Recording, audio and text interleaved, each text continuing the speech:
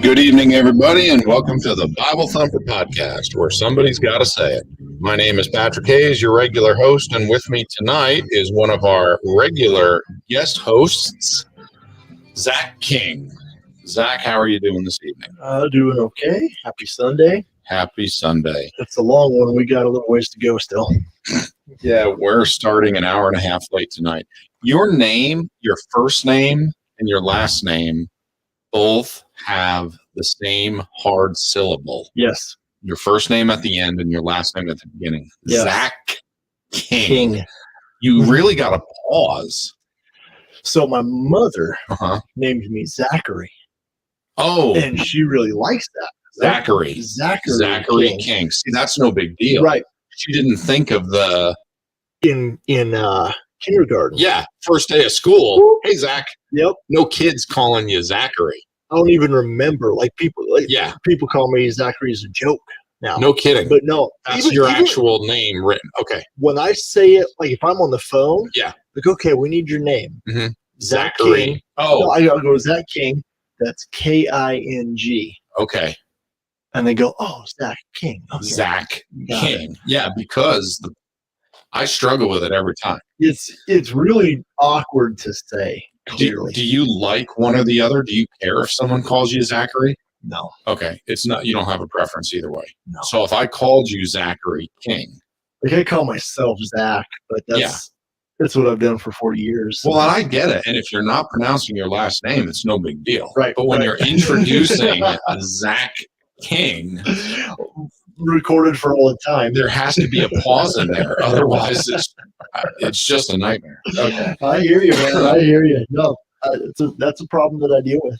So, Zach, we are talking about Christianity and the environment. So, to start off, let me ask you this question. What is the role of the Christian and the environment? And the reason I ask is because when we listen to the media, one could think that God and Christianity are enemies of the environment. I don't listen to the media. That's why you're always so happy. Well, and that could be. That could be. And it's also why I'm always so confused. Yeah.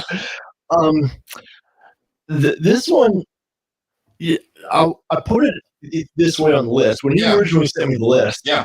You picked this one. I picked this one. Okay. And I was like, okay, pick 4. Mm-hmm. And the parables, we already talked about that. Yeah. I'm like, knocked out of the park. Easy. Mm-hmm. Parables. Next one was genocide. Mm-hmm. And I actually made the comment a little while back. I did that because those were the two I felt like I was most comfortable with right out of the gate. Mm-hmm. Like the lowest amount of studying. Sure. As I started to think about this one more and more, I thought to myself, you know what? I might have been able to bump this up the list a little bit. I think there's an umbrella, sort of a 30,000 foot view of this question that is not hard at all to track. And it's really funny that you say you said what you said there to begin with, because if you open your Bible and you read through it, you can't. I don't see where you come up with that conclusion that there's some sort of what was it you said that Christians are in relationship to the earth. To God and Christianity are enemies of the environment. Yeah. Anytime you can go all the way back to the beginning, and just start at the front of the book, and that's really where we're going to go. I mean, obviously, everyone expects us to go to Genesis pretty quick. Yeah, and that's fine. We'll give you. Sometimes you got to give the crowd what they want. So you keep going. I'm having problems with your video. It just dumped off. So I'm going to try to work on this. You work, and I'll just keep on talking. So bear with me as I do this. So the creation story, I'm guessing, is fairly familiar to most people. Over the course of 6 days, God goes through a sort of a set of creations where each day goes from chaos, more and more chaos, to more order. In the beginning, God created the heavens and the earth. The earth was without form and void. Darkness was over the face of the deep, and the Spirit of God was hovering over the face of the waters. God said, let there be light. There was light, so on and so forth. I don't know if we need to go through each of the 6 days here. But I do think it's interesting that it says he created the heavens and the earth. Sure. That definitely means all of the stuff that we, leaving some of the other to the side, maybe for tonight. The question of the earth is, it used to not be there. Yeah. And then it was. Now we have a planet. And it's literally because he said so. Yeah. Just spoken into existence. The words of his mouth. There it is. As supernatural of a creation as the Big Bang and the theory of evolution. Oh boy, we're already there. On par as far as a religious, non-scientific worldview. Sure. Okay. Sure. So you get to the end of the 6 days, and you're getting now. I'm waiting for you to get to Genesis chapter 1, verses 26 through 29. As soon as you get there, let's do it. You ready? Okay. So the 6th day is. I mean, I do think it's kind of funny, just as a little bit of a pastor joke, that Adam is created on the same day as goats and sheep and dogs. There's all kinds of funny little jokes there. But yeah, if you've got those, well, while you're fixing that, I'll go ahead and read these. You're good. Yep. Yeah. Genesis 1, 26 to 29.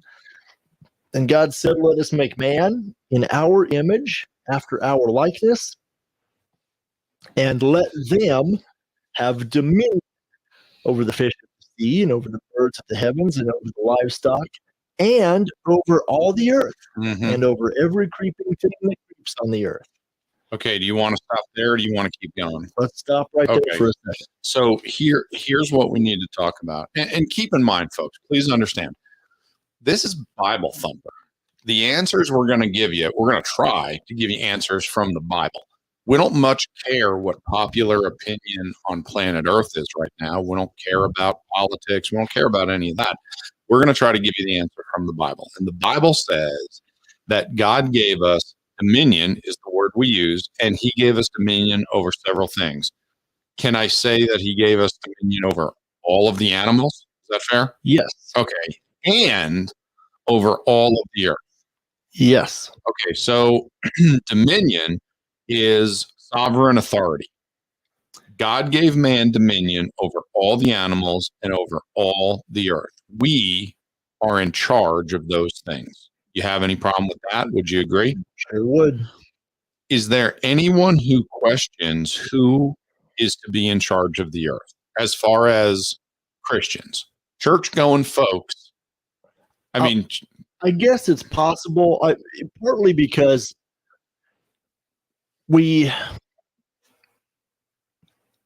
sometimes we miss some of the more important parts of our most important stories because we're focused on other parts. Oh, yeah, absolutely. Right. And so even like in a creation and evolution type of scenario, it's not hard to spend weeks talking about Genesis 1 and not really mention much about the actual job that the people are given to do, because there's so many other things. There's so much information there. It's easy to miss a point here or there. And even in these verses, you could read over this and you go, well, God is making man in his image. And you have to spend time dealing with that, with what that means. How come does he say our image? Like, why is there a plural pronoun there? Sure. So God created man in his own image, in the image of God, he created them, male and female.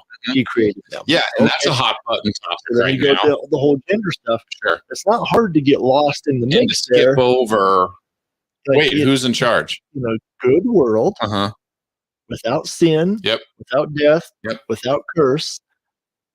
Adam has been given a responsibility, and it's dominion over the other things that have been created. Yep.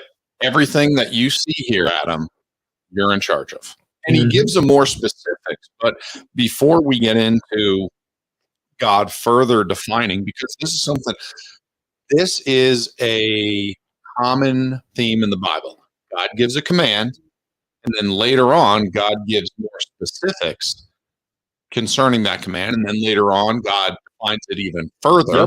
Yep. And we see that all the way from Genesis all the way up to the time of Christ, where he's like, well, let me give you a little bit more about this marriage thing. It started all the way in Genesis. Let me help you. Yeah, and Jesus is like, no, you're still not quite getting it here, guys. So, let me paint you the picture here.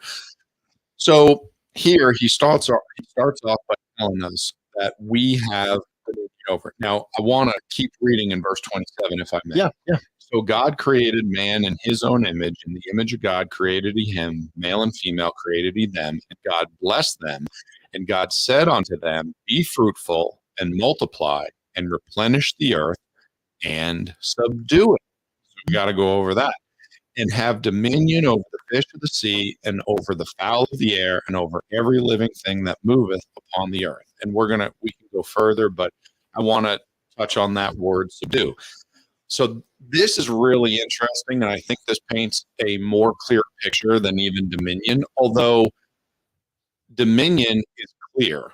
Kings have dominion over their realm. It's just not a word we use a lot. It's not. Yeah. But it is clear that you have absolute authority over it. And we can explain it in another way. The trees do not have dominion over man. Right. Neither do the dogs or the cats or the gorillas or the rhinos or any of the fish or the bugs. Okay. They don't have dominion over you. You have dominion over all of them. And this whole place. You haven't explored a lot of it yet. Sure. But you're in charge of it all. Yeah. Right now, you're just in one garden. Fill the earth. And do it. So God's original intent was that man was going to spread out throughout the whole earth. The whole planet. Fill it up. Yes. And you're going to have the same dominion, and you're going to subdue all of it. And I think Eden was a special place. Sure. And I do think that the original language here, especially in verse 28, suggests that part of the idea is to fill the earth and subdue it. It's like, okay, now you see what it should look like. Yeah.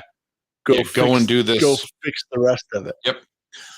Okay, so when we're talking about subduing something, subduing is conquering. It's bringing it into subjection. And this, I think, is an important part. It is taming the earth. Subduing something is taming it, and we do that for a purpose. Okay, Zach, why do we tame an animal? So you can keep it as a pet. So it Okay, doesn't you hurt can keep people. it as a pet. Sure. So it doesn't tear up your stuff. Okay. Why do we tame a horse? So you can ride it. So we can ride it. We can use that Useful. animal, right? We tame a horse so we can hook it to a plow. We tame oxen, and we tame cows and goats so we can milk them. You can't have an unruly animal that you're trying to milk. You can't have an unruly animal that you're trying to get to pull a plow. You can't have an unruly animal that you're trying to ride. There's only one time that worked, right? And that was when Jesus was like, yeah, go get that unbroken colt and bring him to me. Yeah. And I'm just going to sit on him and calmly ride him into the city. Wow, almost like he was subduing. Yeah. And in the same way, do you remember when I don't remember which pagans it was, but I'm guessing it was the Philistines, the pagans that worshipped Dagon, their god. Yes. And they had the ark. And they said, okay, we're going to put the ark on a cart. Yes. And we're going to get a cow, and we're going to, and it's a specific cow, but we're going to face this cow in the direction of Israel. And we're just going to let this cow walk, and we'll see if it brings the ark back. And the type of cow they picked was a mama cow with a brand new baby that was tied up behind her. Oh, snap. So if you've ever had any dealings with cattle, trying to separate a mama cow from a baby up to a certain age is near impossible. Sure. They will trample everything to get back to that calf. Yeah. And this mama cow just calmly marched right on off to Israel because she was, she had the ark. Yeah. So it doesn't that doesn't work unless the animal is tame, is my point. They will destroy the cart, they will destroy the fences, they will run over people. So we have to tame these animals, and we do it so we can use them. In the same way, we would tame the environment. And we're going to get into that. So a couple questions for you. What are all the animals here for? What are all of the animals here for? As a Christian who believes the Bible concerning, the book of Genesis and the Bible as a whole, what is the purpose of all the animals? Well, I mean, I think you could say a couple of things. Sure. And one thing I've learned in the last 5 years is I'm not that good at asking questions. Okay. I ask really broad questions, and you'll see me if you ever come and visit us on Friday night at church. I'll ask everyone a question, and someone will answer it correctly, and I'll be like, nope. No, and they're not what I'm looking for. That's not what I'm looking for. They're all correct answers, but no, and I have to narrow the question down. Yeah. Okay, so what are all the animals here for?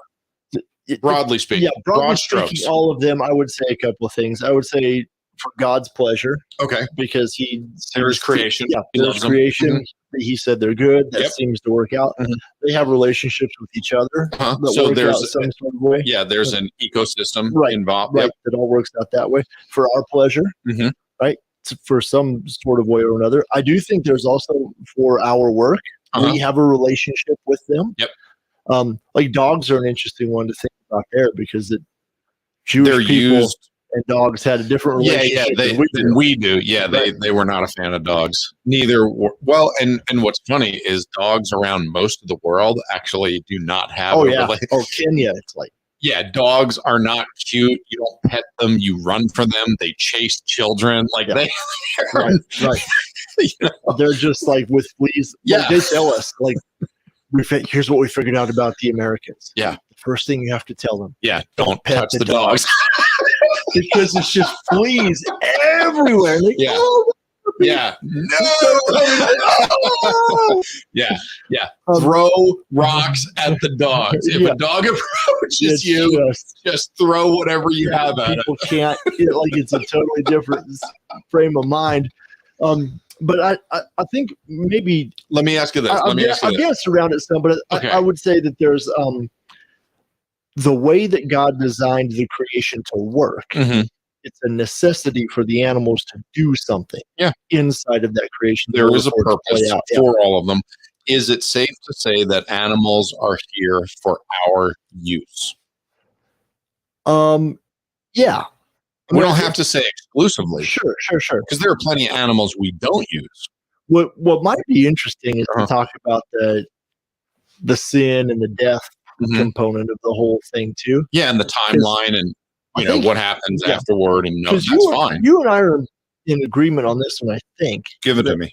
As far as I can tell, pre-sin, Adam and Eve and the animals were herbivores. They were vegetarian, 100%. All of them. We're in agreement on that.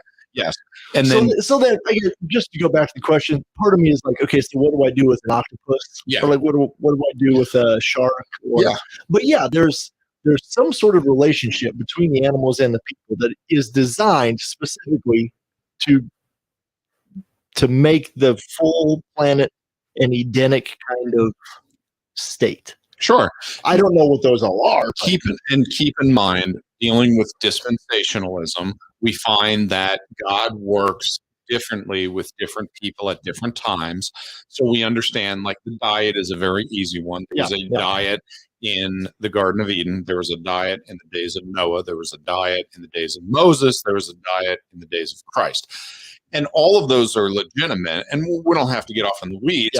But if we fast forward to post-sin, we see that there are purposes for these animals very quickly. Number one, they're used for sacrifices.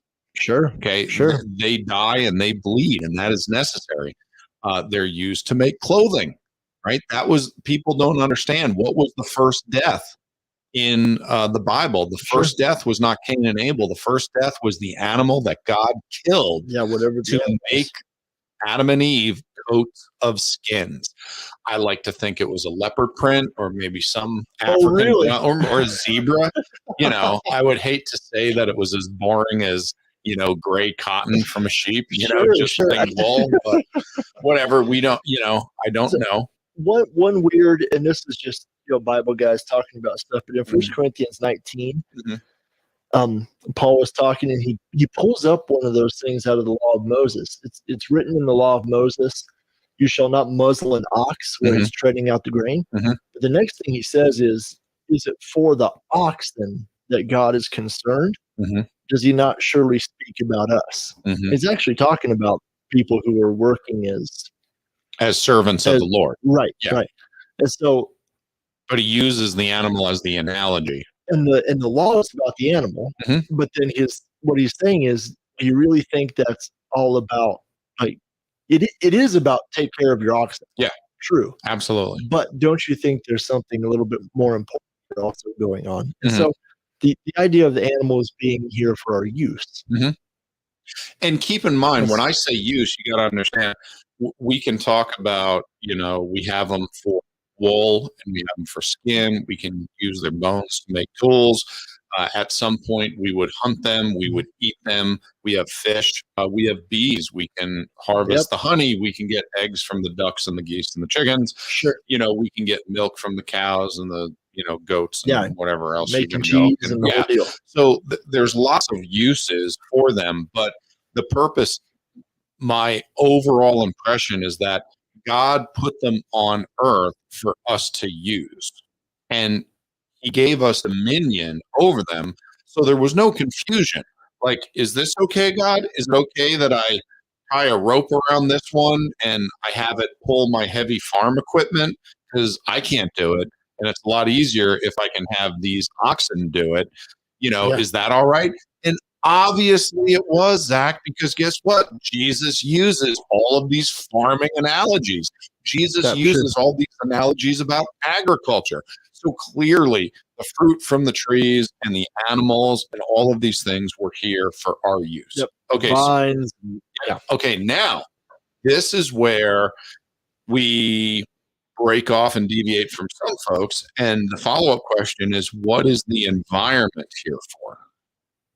So forget the animals, forget agriculture, what we grow.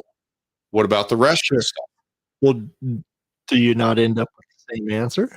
Well, I think so, but we can play devil's advocate. But my question is can you show me anything in the Bible that's contrary to the idea that the environment is here for our use? I don't have a problem with use. I think where people are going to start pushing back a little bit and have a concern is, do you mean consumption? Like to the point of, so like just burning it up, abuse. Okay. Just burning the whole thing up. Sure. And let me just say that, okay, so because we're going to get to that, obviously.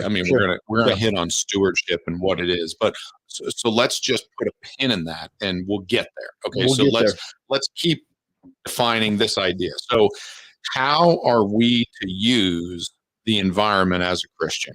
So I want to make a statement. I want to see how you feel about it. We as Christians, or I shouldn't even say Christians because that's not true. We as humans. Okay, that was the point at the beginning. Yeah, right? It's not like the pagans don't have a right to drink the water and breathe the air and cut down a tree to make a home. Going to farm and eat, and sure. So we humans are to exploit the earth for our betterment. How do you feel about that statement? I would only I'd add one thing. You don't like the word exploit. I don't mind exploit, actually. What I would add to the end is also for its betterment. Like, I do think there's something about the dominion. It's like to go forth, do it, yes, but also to fill it. When we fast forward to the end, because we don't have all the 2020 vision yet, but we got clearer vision. We have a lot more than we did then. Right. So if you go to the end of the story and kind of look back through that, you can see where even though that was the original intent and it all broke down, I think that's still the ultimate intent. Like that's still what he's going to accomplish fully at the end anyway. Yeah. And so I don't even mind exploit, but I do think his original intent was, here's Eden, here are you guys, here are all the animals. You name them what you want. It's fine. Like, God calls them what Adam named. Yeah. It's his job. And God says, okay, you name that a cow, so be it. That's its name. I want you to go out and make the rest of it this kind of a place. And couldn't do it, and sin and curse, and it's busted, and we'll get to the curse. And so I don't mind the sentence there. Okay. I would add though, you said for its betterment too, and this is something that I think a lot of people don't understand, especially with animals. There are so many people who are, let's face it, a good amount of the world lives in a city and is terribly ignorant about how nature works. They don't understand that you have to milk dairy cows or they die. They don't understand that hunting for deer and for elk and for various animals is good for those animals. Now, people would say, well, how is killing a deer good for that deer? Well, it's not good for that deer. Like that particular one. Yeah, that particular deer, no, it didn't help it, but it helped all the rest. Because you have to understand, if we don't hunt at all, then what happens is there's way too many. Okay, so then we have supply and demand. There's not enough food. So instead of there being enough food for all of those that are alive, there's not enough food for all of them. Okay, there's the same amount of food in both scenarios. In one scenario, we go out and we kill a bunch of them, and then what we're doing is we're practicing conservation, because we are making sure that there is enough food for animals, and then they thrive and they're strong and they all make it, as opposed to spring comes and you have a bunch of weak, anemic, sickly, skinny deer because we didn't kill any of them, and it's not like more food was produced.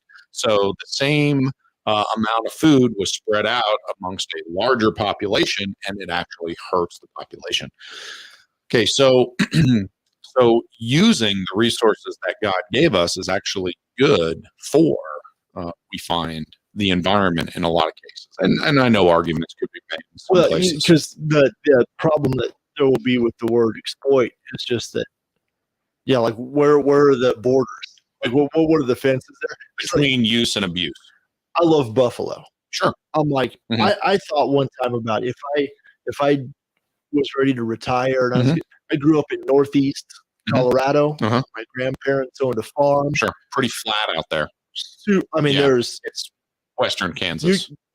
From Eastern Colorado, you can almost see the Mississippi River. Yeah. You're looking all the way across the basket. Yeah. Like if you get on a 6-foot ladder. Yeah, you can definitely see the water flowing. Because there's just but buffalo, 150, 200 years ago, herds and herds of buffalo. And so then you look and you see how the over hunting. But that's not actually what we're talking about. Correct. We're talking about having dominion and subduing it. And there's some sort of sense there that Adam was taught, or that God told him, or that there was some sort of understanding that he had where this is how you do this well. Yeah. And this is how it works, and this is what it looks like. And again, with sin and death and the curse, immediately, you turn exploitation all the way up to the top. You turn what's good for me all the way up to the top. Yeah. And we just started destroying everything. Yeah. And the fact is, sin aside was, keep in mind, never God's plan. So we can't blame sin and selfishness and self-centeredness on the reason that hunting is bad. Oh, The reason the elephants are an endangered species is not because of what God said. It's because people were going out and killing elephants and just leaving their carcass there and cutting off the tusks. And, somebody decided they wanted to buy someone them. wanted to buy them. So, okay. So, that was the abuse, not the use. Okay. So let me keep going here. So to give an idea, balanced with the privilege of dominion comes the responsibility of stewardship. Yes. Okay. So now I want to just get a few statements out here. We are to cultivate the land for farming, to feed the people, to feed the animals. And we have to understand that when we cultivate land, guess what? There are some animals that aren't going to live on that piece of land because we're going to be growing food. All right, that's fine. There's plenty of land. Okay, but God didn't say turn it all over into a wilderness preserve. Okay, we're going to farm. We're going to grow food for the animals that we take care of and for the people. That's what has to happen. All right. And then what we're also going to do is we are going to take natural resources from the earth and we are going to use them. Natural resources like the number one that we use is water. Water, sure. We're going to use timber, coal, methane, oil, metals, stone, sand.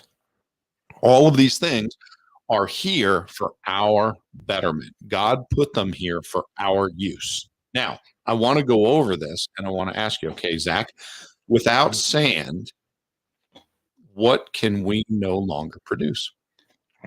And this is what I'm a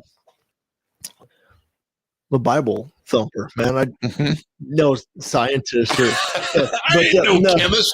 I know. There are a couple things though. I think I know. Give me a couple. Yeah, give me whatever. I think glass. We cannot make glass, right? I know sand is used for. This is a Bible question, baby. Come on.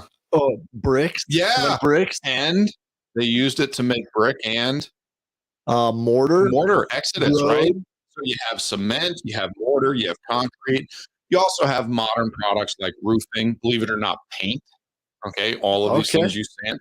Okay, what do we not blasting my sweet old cars? There you go. Hey, you want to strip those babies down and give them a new fresh coat? It's a lot faster than sandpaper.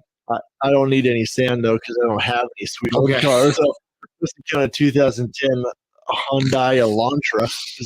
I would not, but it depends on where you are in your life. Not a classic yet. Okay, so without coal, what do we no longer have? Those cool little trains. they were powered by coal. Yeah. But what do we use coal for? What's the number one use? A long time ago, cooking. Today in Kenya, they make it's cooking. I mean, but that's not what the world uses coal for.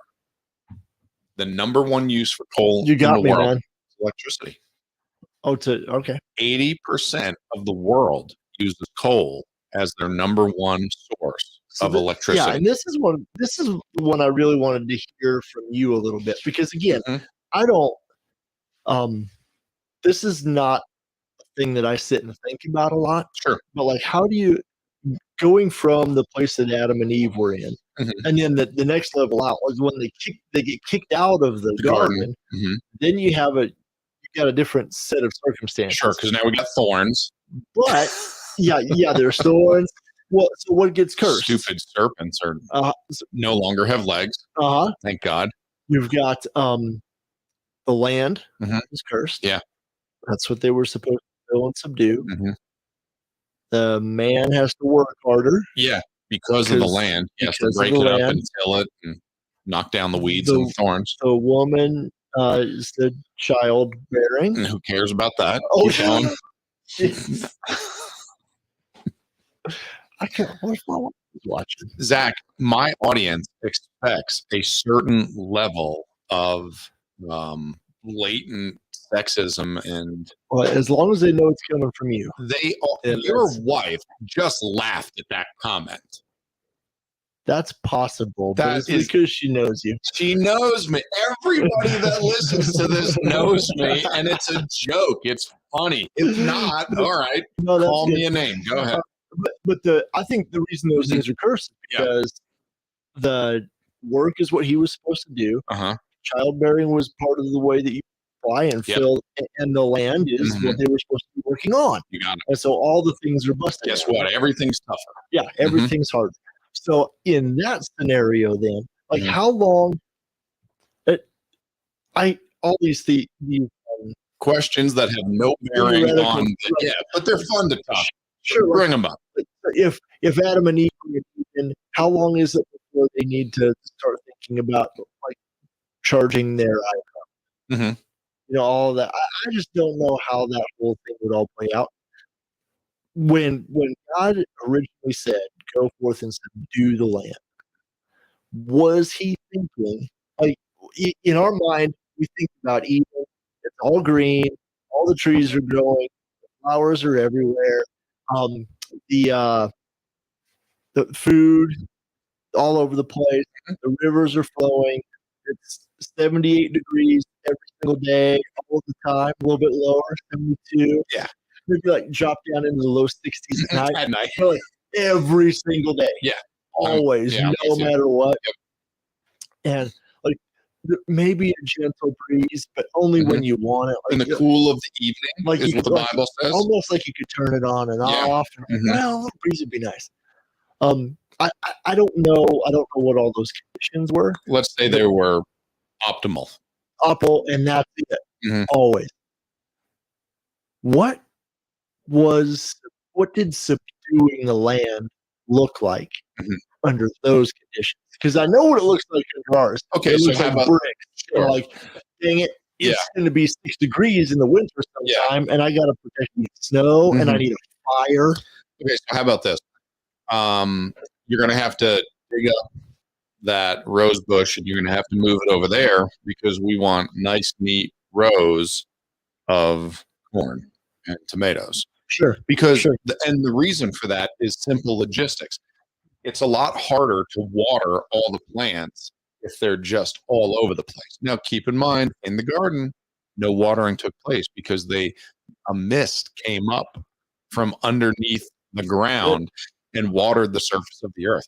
So it's not like you had to water them. But let's face it, if you're going to move into agriculture and you're going to plant crops, do you want the crops just spread out all over the landscape? There's a reason why people have always, it's agriculture. You want them as close as possible so you can use as little amount of time to do the harvesting and the pruning and the yada yada. Okay, so you're going to have to subdue the land in that way.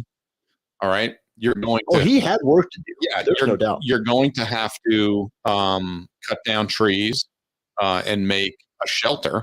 Not that you're protecting yourself from wild animals yet. Yes. Okay, but you just got married.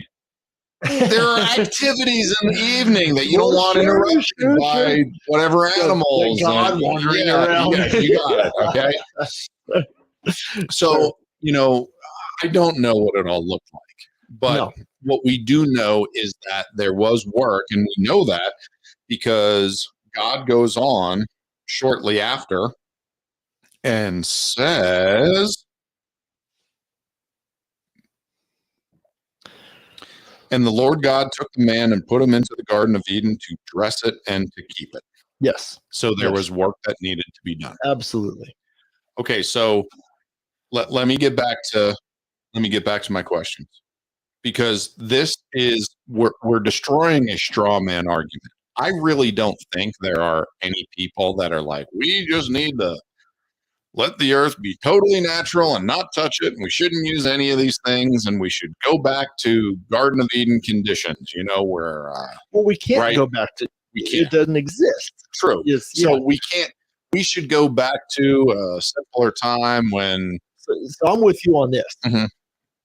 You've never met that level of idiocy. If we left it alone, we just said, okay, like everybody just stopped doing everything. Sure. It would not automatically correct itself. No, it wouldn't be better. To better conditions. No, it would be worse. It would be much, much worse. And people have no understanding of how horrible life would be if we just stopped mining, stopped the drilling, stopped cutting down trees and bushes, and stopped all of that stuff and just let nature take its course. It would be terrible. So without certain things, let me just give you a couple. Without metal, we don't have electricity. We don't have wire bringing any of this stuff anywhere. We don't have light bulbs or cars or trucks or trains or tractors or cutlery or surgical instruments or communication equipment. I mean, it's insane the number of things we don't have without drilling and mining and metal. A road. Yeah. What's the purpose? We don't have anything. We don't have a bicycle we can put on it, let alone roller skates or, okay, you ready for this? Without oil, we don't have anything. Oh, yeah, sure. That's pretty much what the list is. Okay, without oil, you ready for this? We have nothing made out of plastic. We don't have air conditioning. Not only air conditioning, we don't have refrigeration. Okay, without refrigeration, that goes for, let's see, insulin for diabetics, antibiotics, all vaccines, adrenaline, epinephrine. Sure. Stuff that we give to people in anaphylactic shock from a bee sting or eating a nut allergy or something because they're dying and choking because their esophagus closed up. All of those things are all gone. The idea of letting nature take its course is just pure idiocy. Well, the reason is because I think Paul makes the argument in Romans 8 that nature itself is also, it's innocent, but it's also not, it's broken. Yes, it's a result of sin, and it is a constant reminder of sin. So something that my wife always jokes with me about? She says, Patrick, nobody has ever managed an acre of land and been so stupid as to think that we could deforest the earth. Anyone that's in charge of a 1 acre piece of dirt would never say, we're in danger of deforestation. Every year I turn around. Do you know how many little trees I have popping up everywhere? Do you know how many branches I have to cut down? I have enough firewood on my property for me to warm my house and sit outside by a fire for the rest of my life, and the piles only get bigger. Yeah. It's insane how nature takes over a piece of land. It constantly needs to be tamed. I have a parking lot that I have a hard time keeping deforested. Yeah.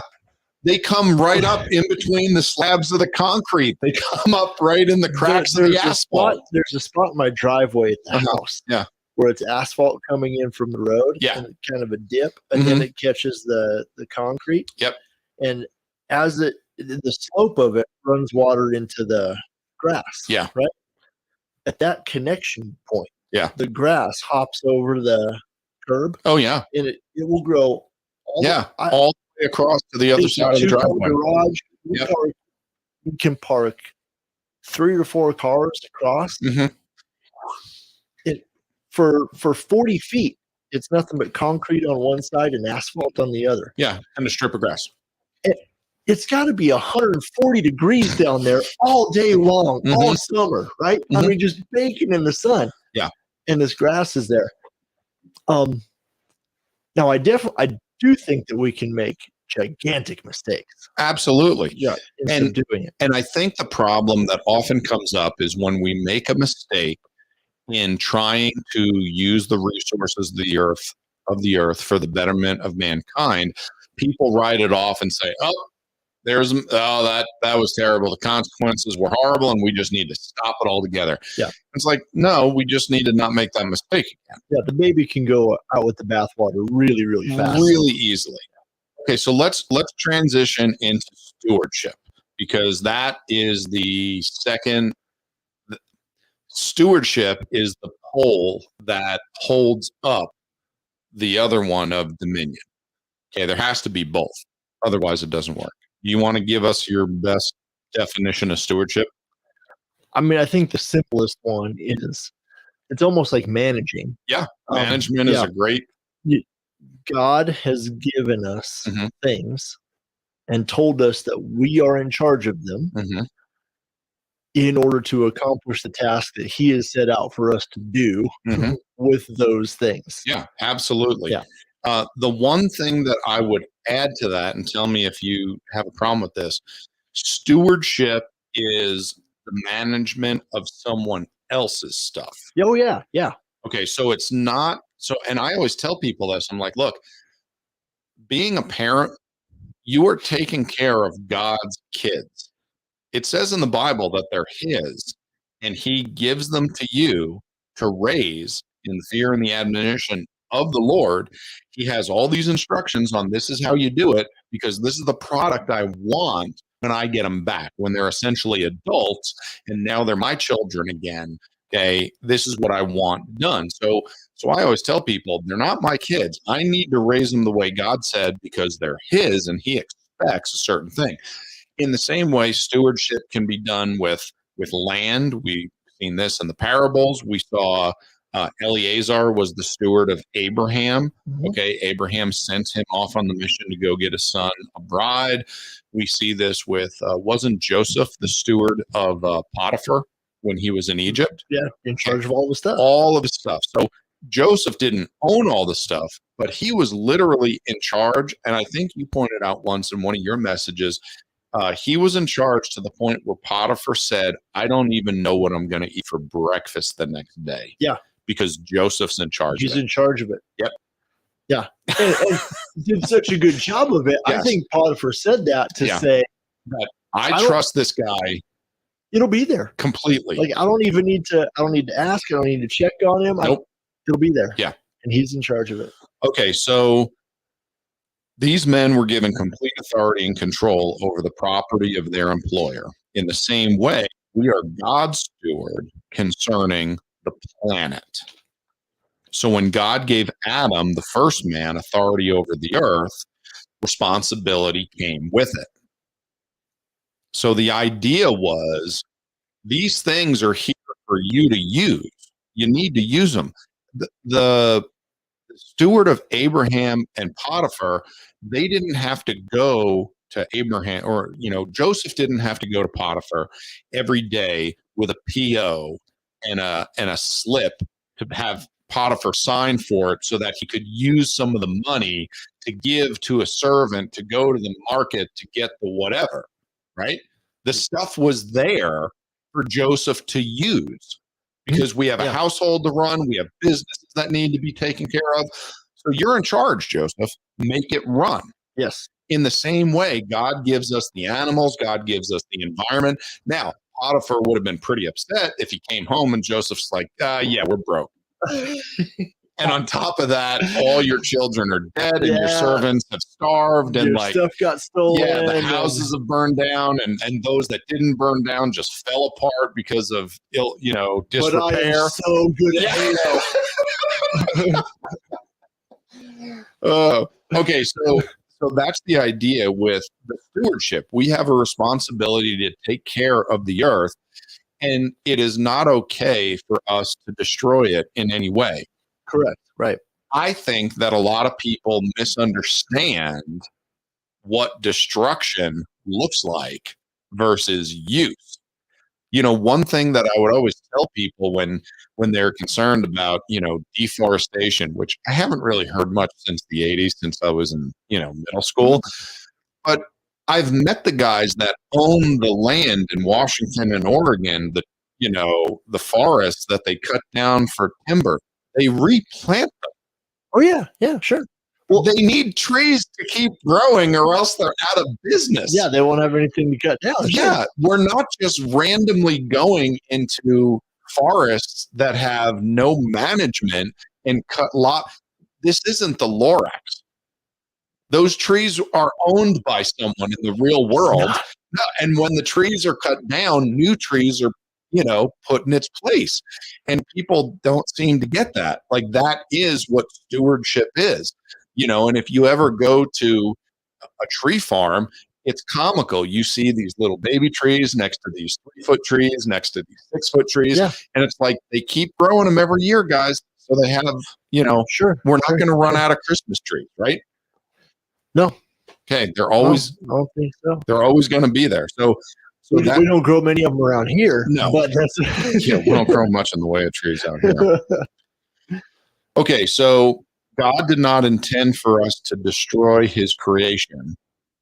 God called his creation. What did God call his creation? He called it good. Go you one better, Zach. Go to Genesis chapter 1. Go to the last verse of Genesis chapter 1. when he was done with everything. I threw up a softball, Zach. And he said it was I lobbed it up. He said it was very good.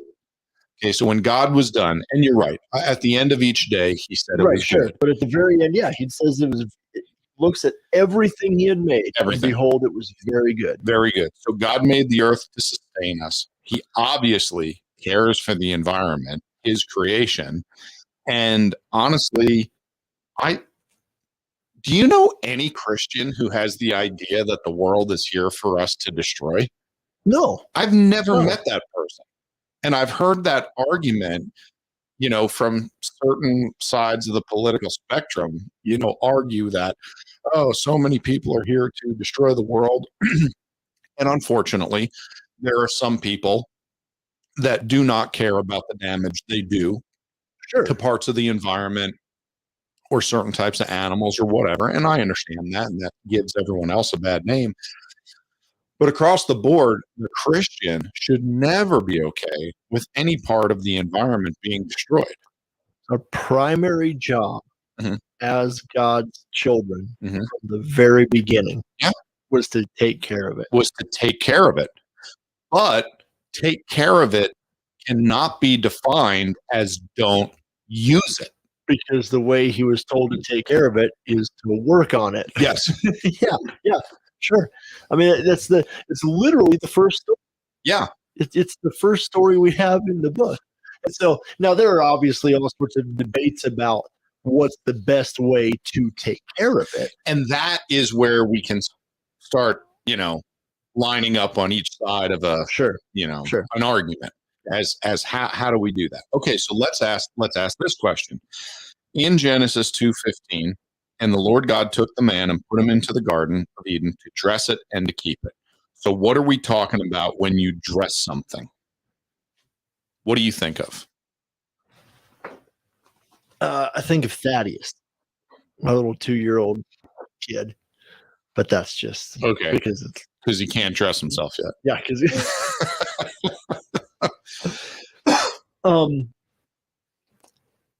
so the ESV says the Lord took the man and put him in the garden to work it and to keep it.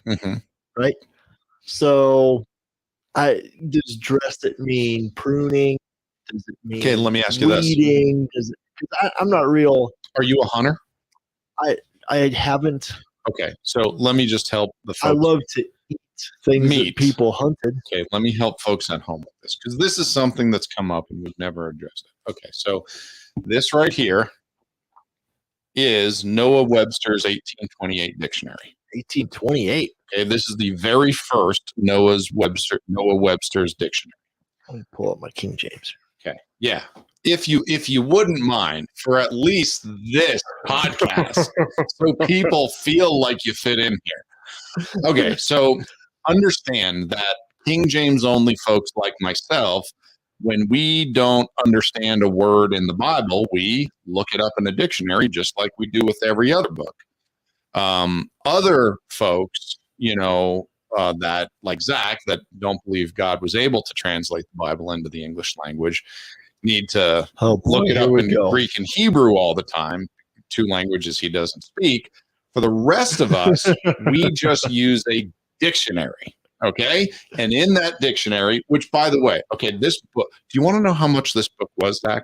It's the most expensive book I've ever Are you serious? Oh, it's so insanely expensive, and it's so big and heavy. It's the biggest book I own. Oh, it's a lot of words. It's insane. Now it's an app.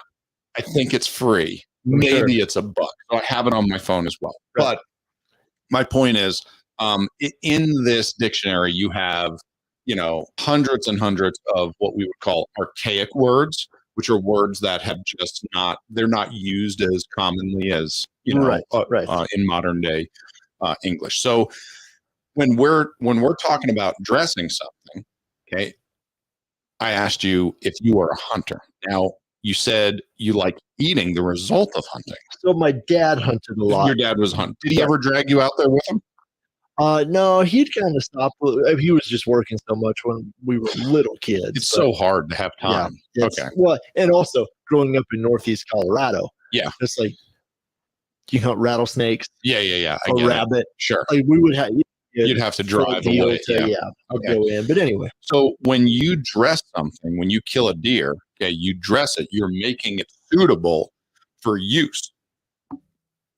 So it's the whole process of skinning it, cutting it. You got it. You're processing it, because the fact is, when you go hunting and you shoot a deer, it's completely unusable until you dress it.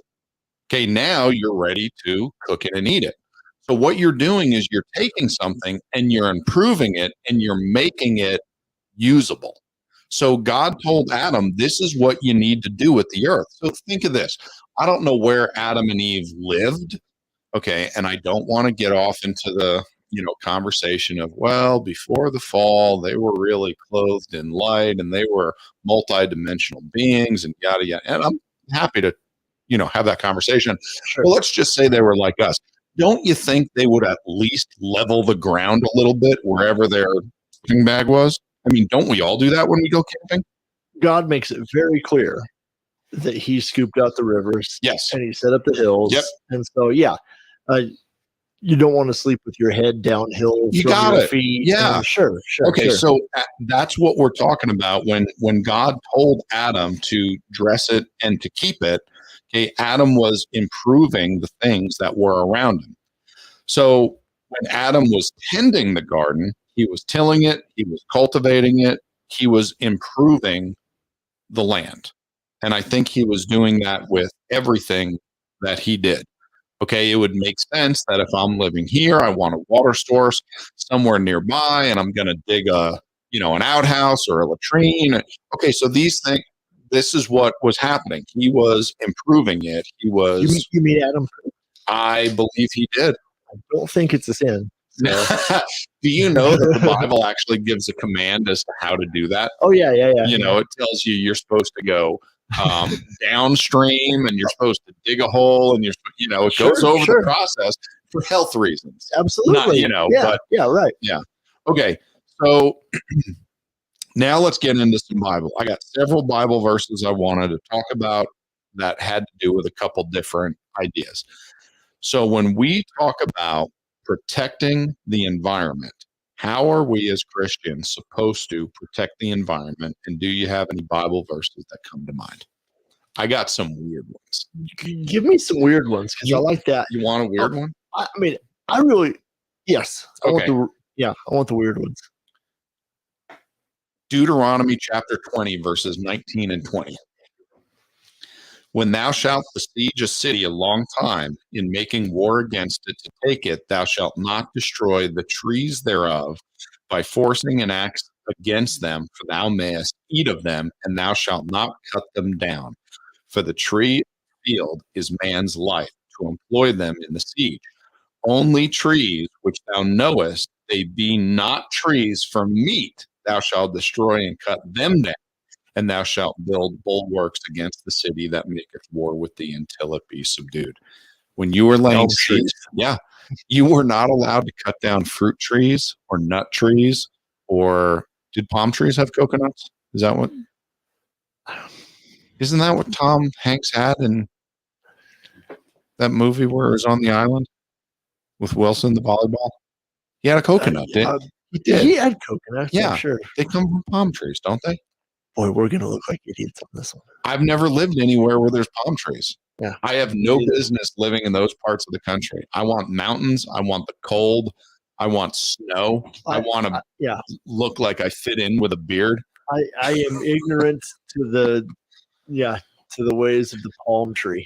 Anyway, if palm trees have coconuts, you would not have been allowed to cut them down. Olive trees. Olives.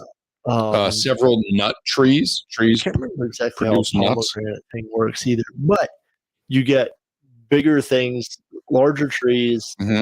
Peach, apple, banana. Anything that has no pears, fruit. Yes, you're allowed to cut them down. And build your siege works with it. The point was simply that God understood what parts of the environment were to be used for what things. And he wanted to make sure some stupid guy didn't go throughout the land and cut down all the apple trees. It's like, look, buddy, they take a lot of years to grow back and produce fruit, so you're not going to cut those down. That's the rule. because we had someone do it once and it was a wreck. Yeah. And we're not doing it again. When you're sieging a city, Mm-hmm. you don't want to be the first side that starves. Yeah. Right? That's inside the city. They're the ones that are supposed to be low on food. Yeah, that makes sense. That's good. Okay. Any other thoughts as far as how to protect the environment and God looking out for the land? If you've got some more weird ones, give me some weird ones while I poke around here a little bit. Okay. I'll give you one more. Yeah. Deuteronomy 22, verses 6 and 7. I'm not going to read the whole thing. God tells us not to disturb a bird's nest if we come upon it with eggs or chicks. Yes. We are to leave it be. We're not to cut down that tree. We're not to remove the whatever. We're supposed to just leave it alone. Then, when there's no longer baby birds or eggs in it, go ahead and clean out the nest. See, so again, God's taking notice of the ecology, and he's saying this is how it works, and the baby birds get the preference. Yeah, sure.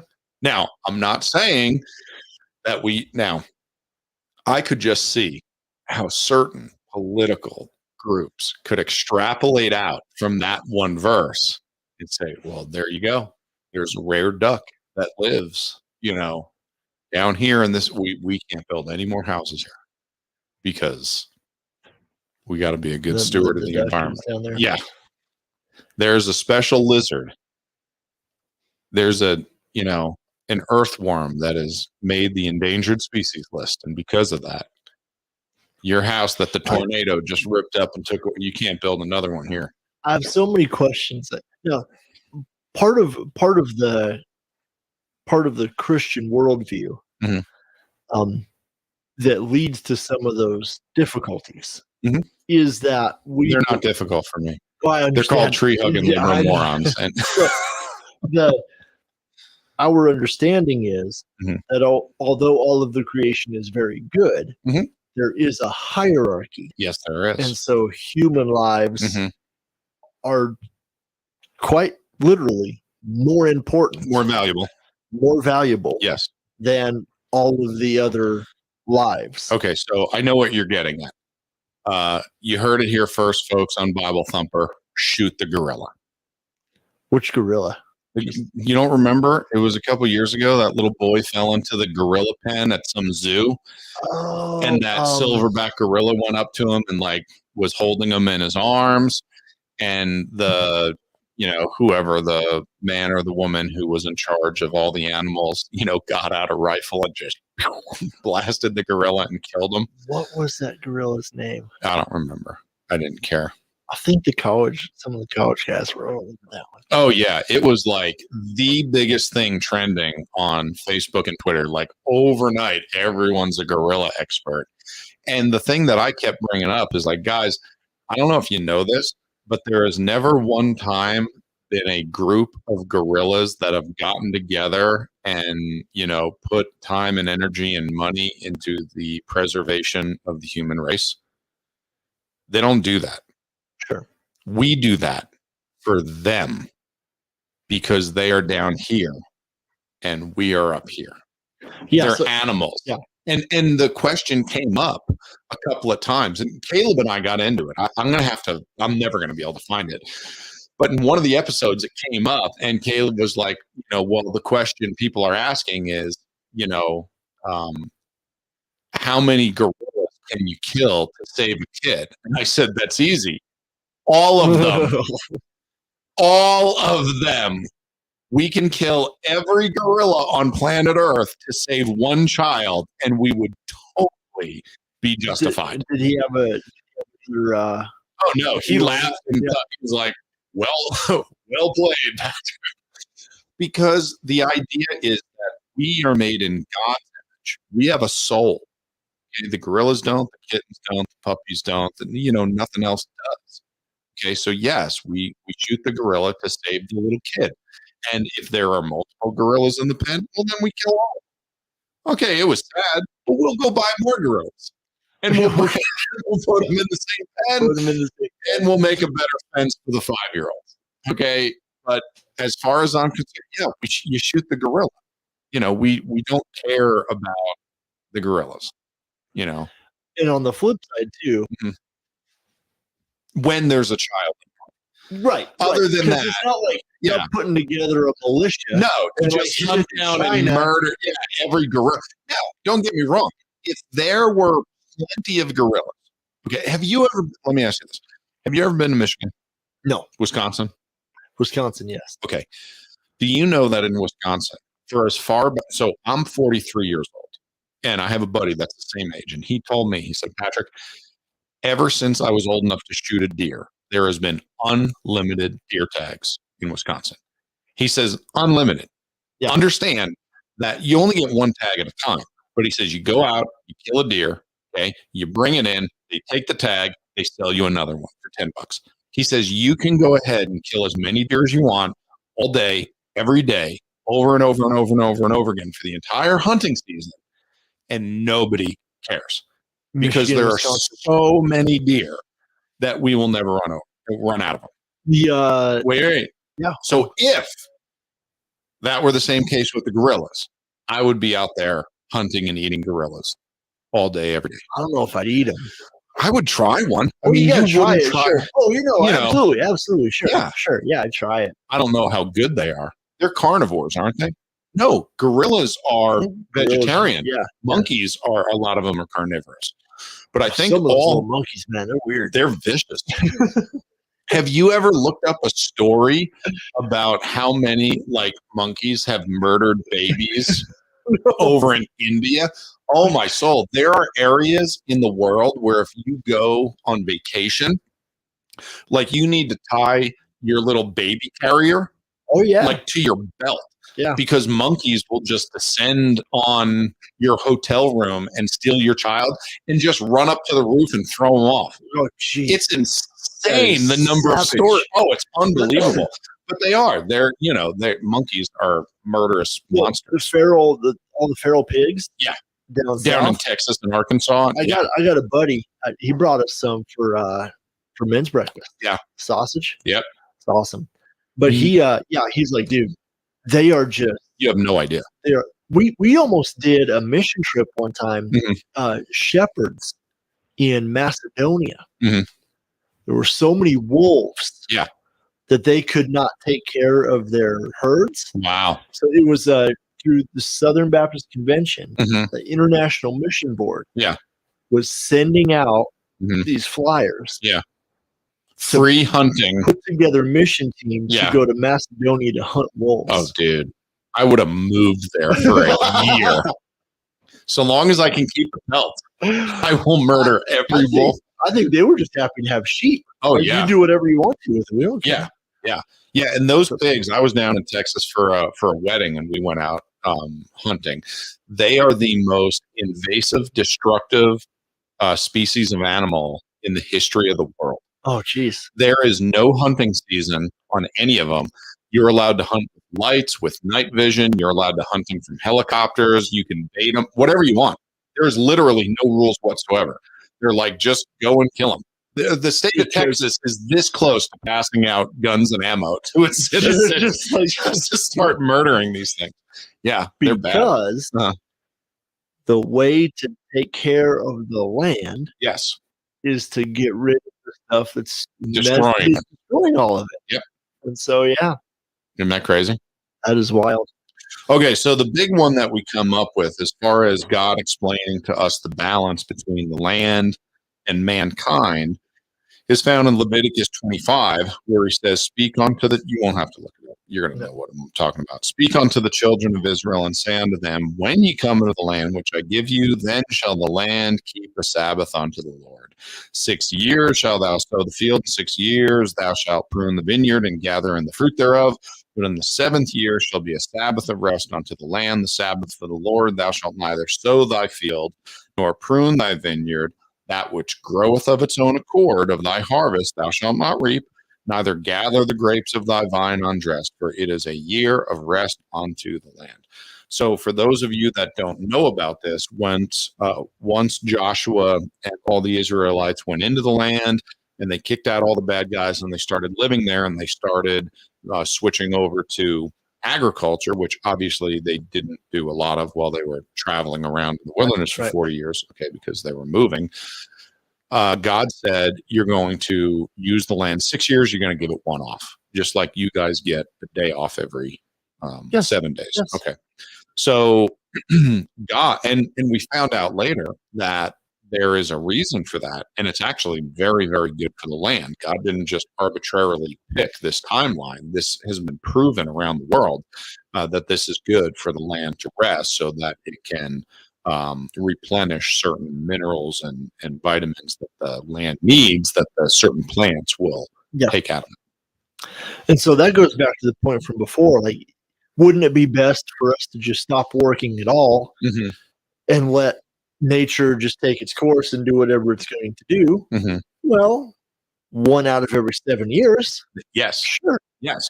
But not all of the 7 years. Not all of them. So if you want to see the result, just go out to our garden and the poor sunflowers that are 7 feet tall are being choked out by the weeds, and they're in the shade, from the weeds that are even taller. It's insane.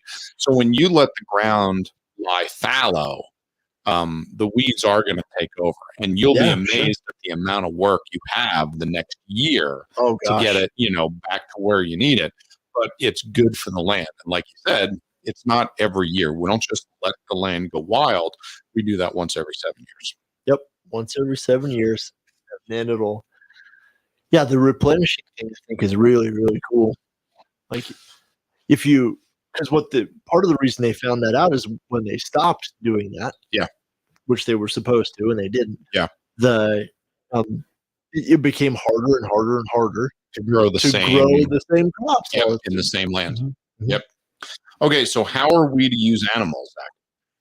Animals? Well, I mean, at the current point, we got things to eat. We've got, there was clothing for sure. Sure. That was part of the deal. Protection, right?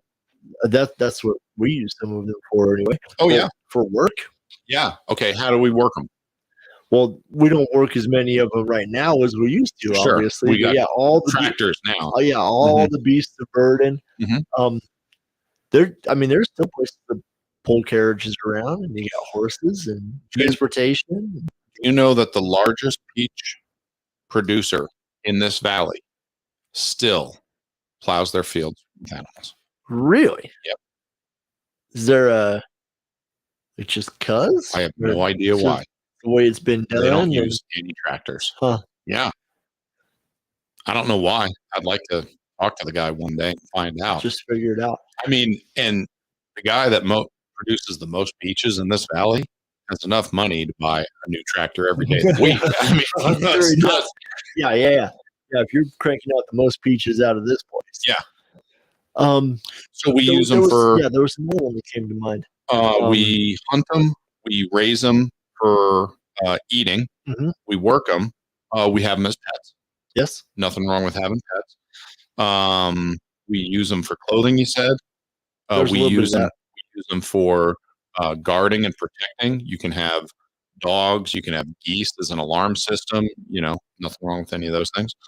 Okay, so do you see anything wrong with any of that? Does the Bible indicate otherwise anywhere that animals are not there for us to use for these things? Okay. And we can also we can harvest from the animals, not only like wool, but also milk and eggs. We can make cheese, and you can have honey from the bees. Okay, so get this. The animals all get a day off too. Go ahead. Deuteronomy chapter 5, verse 14. But the seventh day is the Sabbath of the Lord thy God. In it thou shalt not do any work, thou, nor thy son, nor thy daughter, nor thy manservant, nor thy maidservant, nor thine ox, nor thine ass, nor any of thy cattle. Yeah. So even the animals that work get a day off and get a rest. All of the stuff that was created. Yep. Yeah. So it's almost as if God had a plan, the whole time. Because obviously that's what we just think in extremes for whatever reason. oh man, Patrick's saying that we're supposed to use the animals. Mhm. We're supposed to exploit them. Mhm. That means he's going to jump on a horse and make it plow his field until the thing drops dead, Mhm. and he's just going to do some god awful thing with the carcass, Mhm. just right there. Is it like, fertilizer? That's what I was thinking. Oh yeah, yep, that's right. And so, and then he's get the next one. Get the next one, ride it till it dies. Do the same thing. But yeah, that's not the guidelines are actually they're pretty clear. And I think they're pretty reasonable for most folks. The extremes are ridiculous on both ends. Sure. Oh, well, we can't use a horse to pull a cart with something heavy. You and your wife just got to drag it, and the idea that then they get unhealthy. Sure. Like it's just like exercise. Mhm. I mean, but yeah, fertilizer was the other one I was thinking of. It's like, almost as if from the beginning there was an understanding that there was some kind of a cycle maybe that it would sort of just keep on going. Wouldn't that be funny if like dead animals were toxic to soil? Yeah, right. It's like, pile them all up over there and burn them. Yeah. Otherwise it's trouble. But yeah, it turns out that that's actually not the case. Mm-hmm. Okay, so I got another one because we've been going for a little over an hour here. Boy, have we. And what I want to talk to you about is this last topic, and then we'll call it quits. Let's do it. This last topic is Christianity and global warming. Christianity and global warming. Mm-hmm. Go ahead, you start. Okay, so let's start here. I'm pulling up Romans 8, by the way. Okay. When thinking about the topic of global warming, what should be our starting point as far as what we consider as to be a problem and a solution? Where do you think we should start? So that one I've got an answer for. Okay, give it. Problem is this. Romans 8, starting in I'm going to start in verse 18, just because it's a good place to start. I consider that the suffering of this present time are not worth comparing with the glory that is to be revealed to us. For the creation waits with eager longing for the revealing of the sons of God.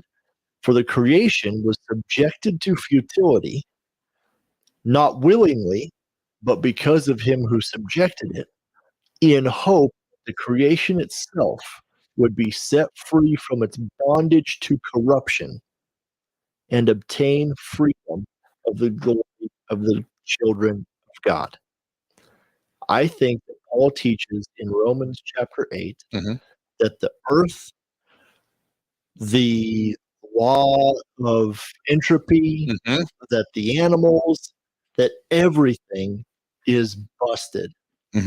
He teaches that it's not the earth's fault. It's not the climate's fault. It's not the cloud's fault. Sin and evil are the cause. Yep. But they haven't just made people different. They haven't just broken our relationship with God or our relationships with each other. Busted everything that God created. Yes. Lions don't work the way they used to. Either two tectonic plates or clouds or our DNA. It's all broken. Yep. And so starting point is the Bible is the place where we learn that things don't work the way they're supposed to. Since the fall of man. Since the fall of man. And good job on the use of the word entropy. Oh, you like that? Oh, that's a big physics word. I thought you were saying you weren't the scientist here. You're the Bible guy. Yeah. Well, law of entropy, though, I know, because that one helps you teach Bible stuff. Did you also bring up the law of thermodynamics? I did not. Okay. But it's there. Yeah. So let me give you one more thing from my end. And then when you go all the way to the end, the final redemption of everything. When God, there's the judgment and there's hell. And the tree of life, Mhm. in fact, new heaven and new earth, when he makes everything the way that it's going to be for all eternity, I think it looks something like what he had designed for Adam to have made the earth into.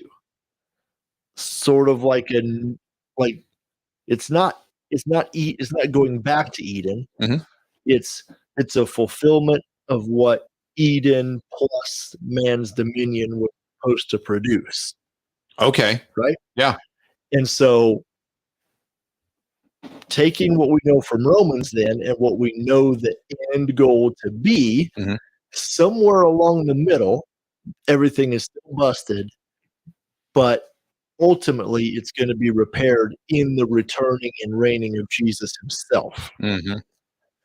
So that's like the theological part Yeah. that I see and believe. So then in the meantime, it's like, what do we do about global warming right now? So we're in the middle of the timeline you just laid out. Yeah. Okay. The sin and from the fall of man busted everything. Every single thing we look at is not. It is suboptimal. Yes. Yes. And in the end, we see that it is going to be restored back to the way God intended. But it's not going to be Garden of Eden, where it's like, oh, well, we're no longer going to use indoor plumbing or roads. It's going to be the creation's going to be working again. People are going to be working the atmosphere and the animals and everything is going to be working the way God intended at optimal conditions. But we are also going to be here. We're going to inhabit the earth. We're still going to. I think Genesis 2 suggests that the eternal optimal conditions were physical people on a physical planet doing physical work. Absolutely. Right? Yeah. Okay. Now, you're a millennial reign guy, aren't you? A millennial reign? Yeah. I'm still debating that one. Really? What part are you struggling with?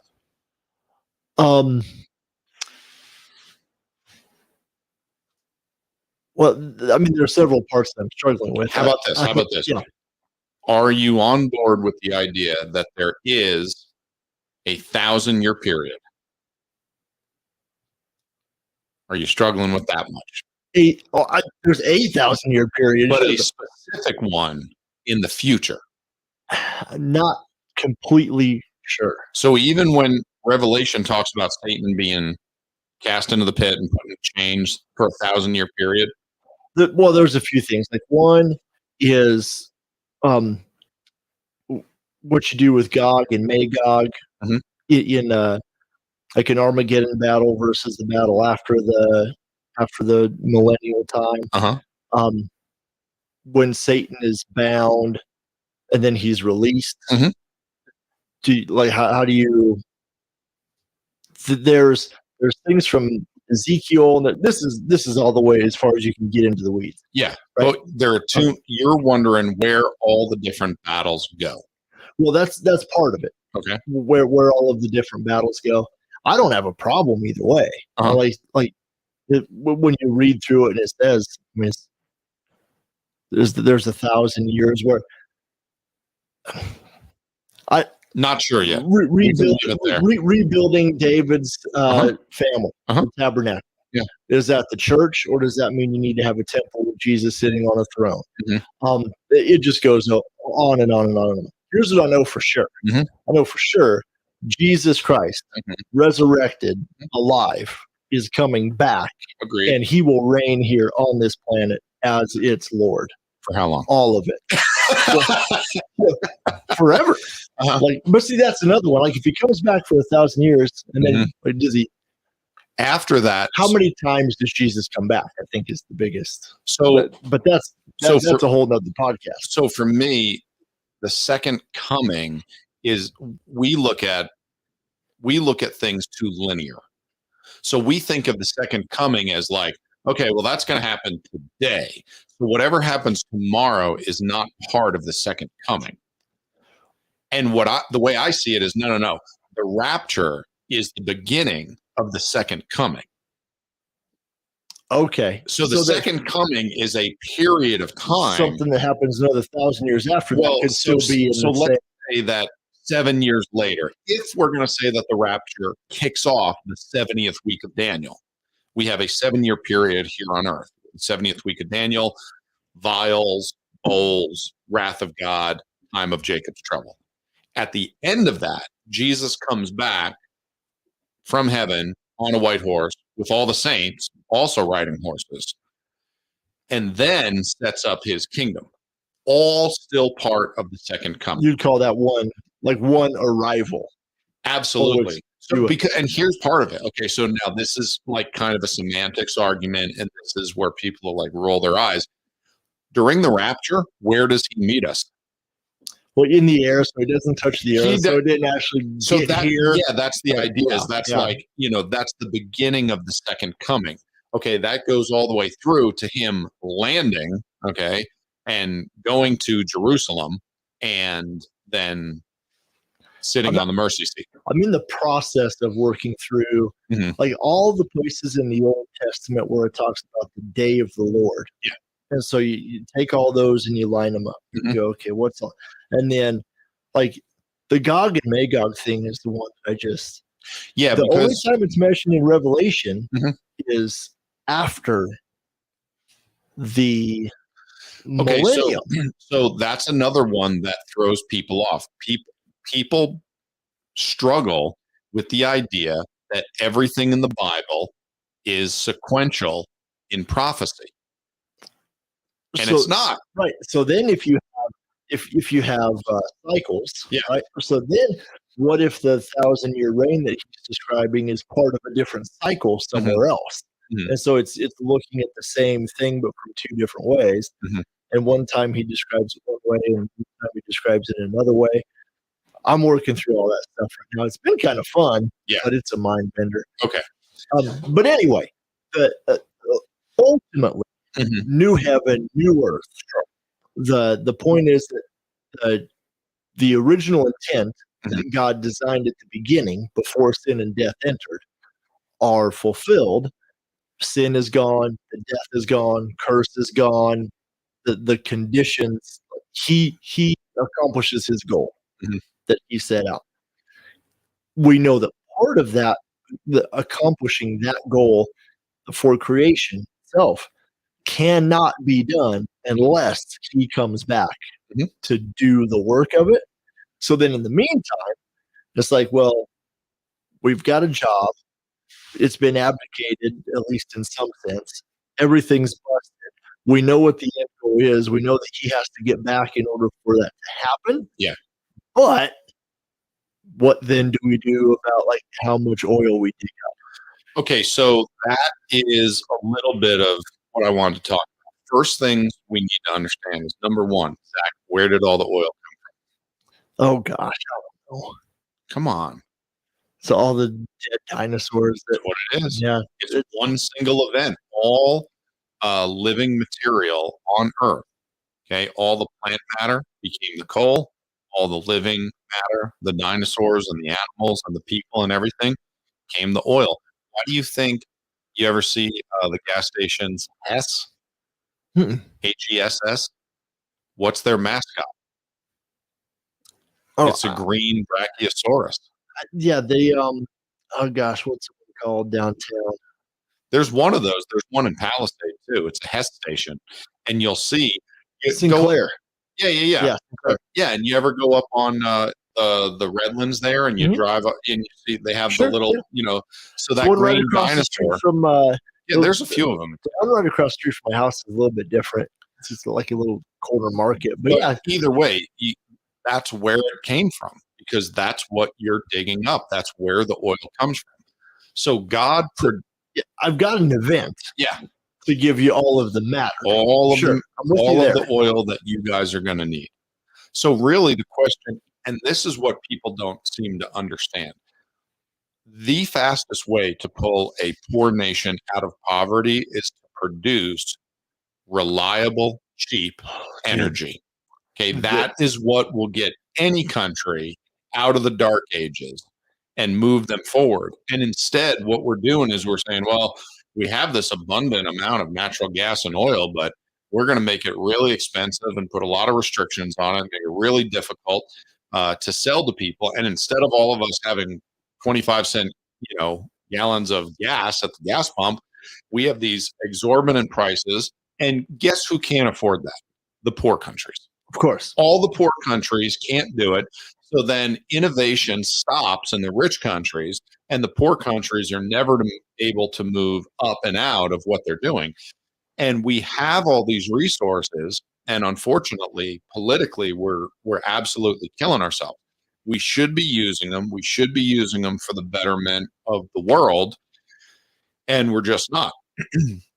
God put them there for us. God put the coal in the ground. God put the oil in the ground. God put the gold in the ground. He knew how much of all of it was going to be there. He owns it all, and he put it there for us. So I believe that us not using it is actually us scoffing at God and thinking that we can come up with a better way. Well, isn't that the story of all time? We always think we come up with a better way. Yep. And so I don't spend any time researching or thinking about like how much oil do people think is left? Yeah. Where do you get it from? Yeah. I just don't think about things from in that world. I know that I got a guy who's always told me about being in school in the 70s, and he was taught all the way through school that he needed to be ready for the next ice age. Yeah. I can show you, and I actually had that written down here, that in 1929, the New York Times was running stories about scientists fearing an ice age. Now, do you want to know something, Zach? I want to give our listeners two facts here. During the last ice age, guess how many degrees colder it was than it is today? Go ahead and guess. I'll guess just for the funsies, right? Yeah. Ice Age. Ice Age. You've seen the movies, the animated series. Oh, sure. Yeah. Okay. We Ice Age. 5 degrees. 10 degrees. 10. Okay. Yeah. 10. The average of 10 degrees, which means the winters here aren't cold enough to bother me, and the summers are now tolerable. Oh, yeah. That's what it means. Brutal. Yeah. So all of a sudden, all of Arizona is tolerable. Living in Texas is tolerable. It didn't mean you couldn't grow crops there. It meant that you could actually go outside without fear of melting the entire year. Just like a glacier all just over solid all of ice, Texas. all of it. Yeah. The entire world. Okay, that's not what it was. Do you want to know? So we have started keeping track of global temperatures since guess what year? Oh boy, global temperatures. Now, this isn't the very first time anything's been recorded, but since we have consistently and accurately kept record of global temperatures, what year do you think? I'm going to give some guys some credit. Maybe the late 1800s? 1880. 1880. Yeah, very good. There you go. So since 1880 to today, guess how much the average temperature has warmed up that's caused all this concern? 1880 to today. I remember Al Gore telling me it's 140 years, right? Yeah. Right at 140 years.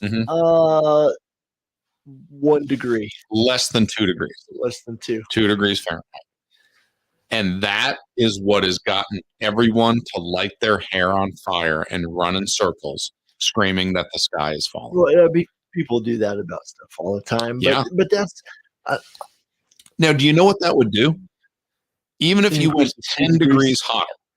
First of all, 10 degrees hotter doesn't make a place uninhabitable. It means you need air conditioning. Because for me, Phoenix, Arizona is uninhabitable without air conditioning. Okay? But people move there. It's got millions and millions of people in the area. It's huge. People have no problem moving there, even though they know it's going to be hot every summer because they have refrigerated air, which again is only possible with petroleum products. So what 10 degrees hotter would do is it would make a whole bunch of areas around the world that are currently too cold for a really profitable agricultural season. They would be able to, get this, grow more crops. I have one of my best friends did seminary in Calgary. Got some guys in Edmonton. Yeah. Guys south of Calgary to talk to all the time. that country is so big. Yeah. It is so huge. It's insane how big Canada is. You One big forest. But everyone lives in like the lower, like the 10%. southern. Oh yeah, like the strip right above the border, right above it. Yeah. Edmonton, I think Calgary was maybe like an hour and a half past the border, and then Edmonton maybe like 2 hours. Yeah. There's like the northern, I don't know, so much land. And then when you think of Asia, all of Russia, guess how much more land is usable? Now, no matter whether the temperature goes up or down, will there be portions of the earth where it is a little bit harder to live? Obviously. of course. But that doesn't change whichever direction it goes.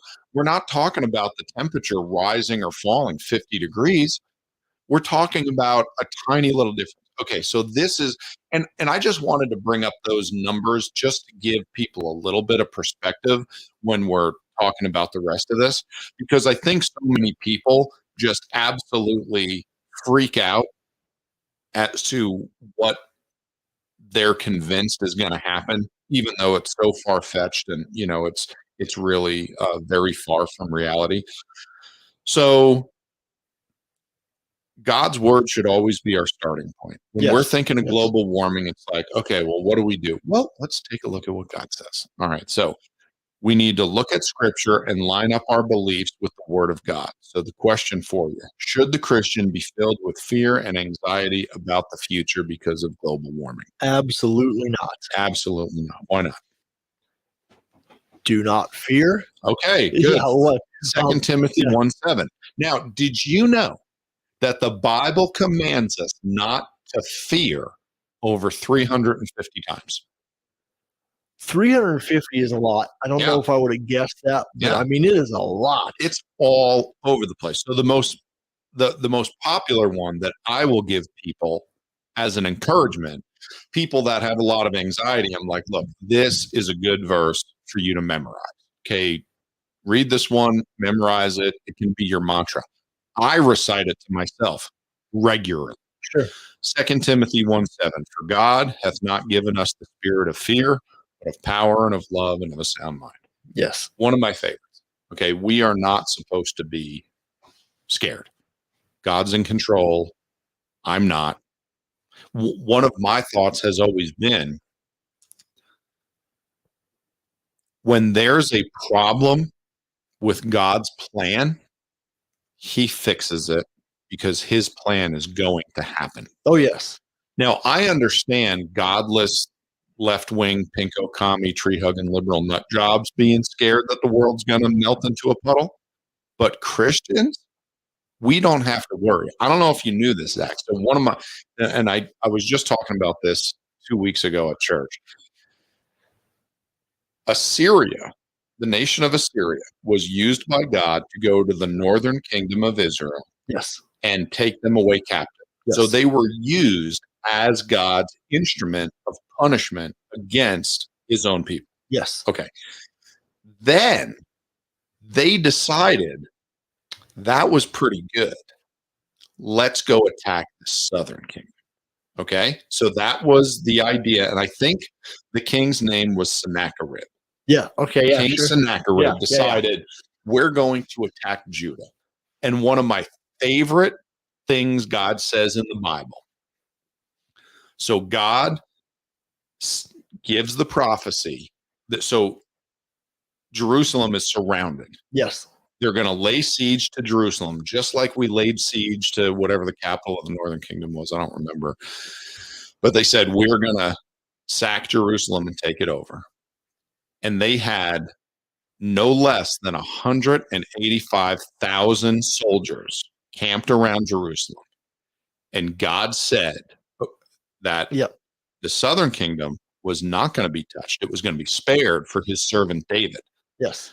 But the Assyrians decided, we're going to go ahead and do this. And they didn't understand that it was not part of God's plan. And it would have messed up his plan and his timeline. Yes. And God said, not one arrow will fly at my city. Yeah. That's what he said. almost 200,000 soldiers surrounding it. And he said, not one arrow. They didn't do it right.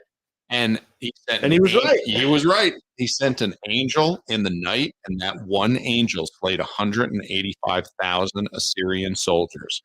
And those that were with them, the armor bearers and the cooks and the king and the servants, they all woke up. Yep. Yeah. And they said, they gone. Yep. Let's turn around and march away. Our entire army is dead. The world power at the time, they ruled the world. Oh, yes. Prior to Babylon rising up, Assyria was the world empire. And God wiped them out in one evening and sent them with their tail between their legs running home.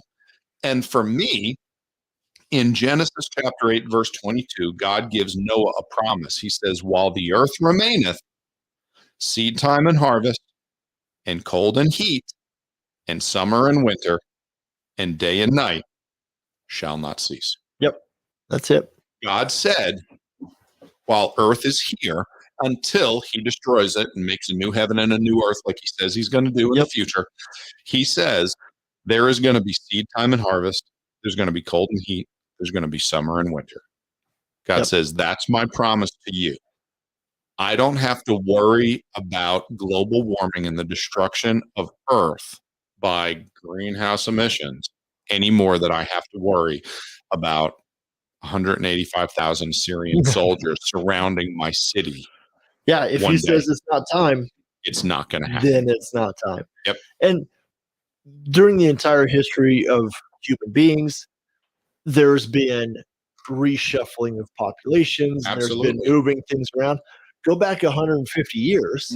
That one of my favorite things to do perspective is always to go backwards too. Yeah. Right? Like what you did with the temperatures. Go back 150 years and go research what Phoenix looked like. Oh yeah. I guarantee it was empty. What could possibly Las Vegas? Sure. Again, nothing. Right. Just sand.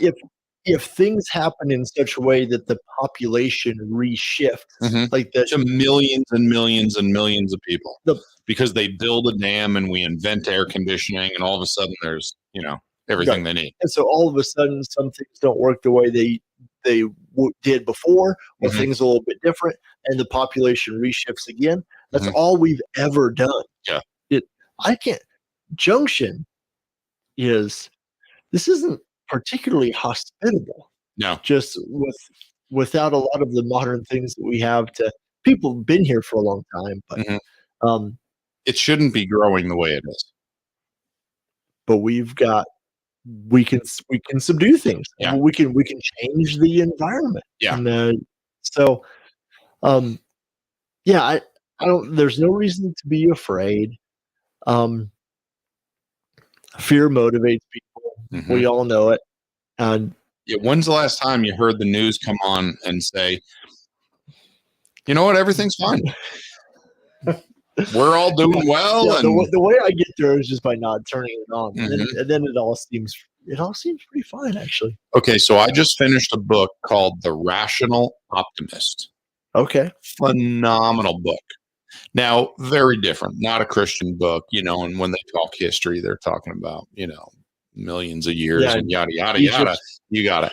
But the guy goes over so much information and so many stats and does it in such a easily understandable way. It's a real page turner. And he goes over how this world is better off by every single measurable standard we have. Yes. As far as life expectancy and health.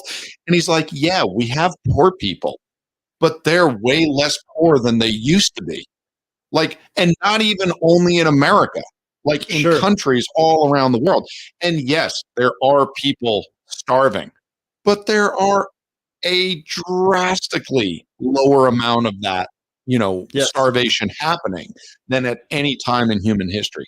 And he goes over so much, and he goes over about the free market, and he goes over about trade, and And it was a very interesting, it was a very interesting book. It was recommended to me, and I'm glad that I went through the whole thing.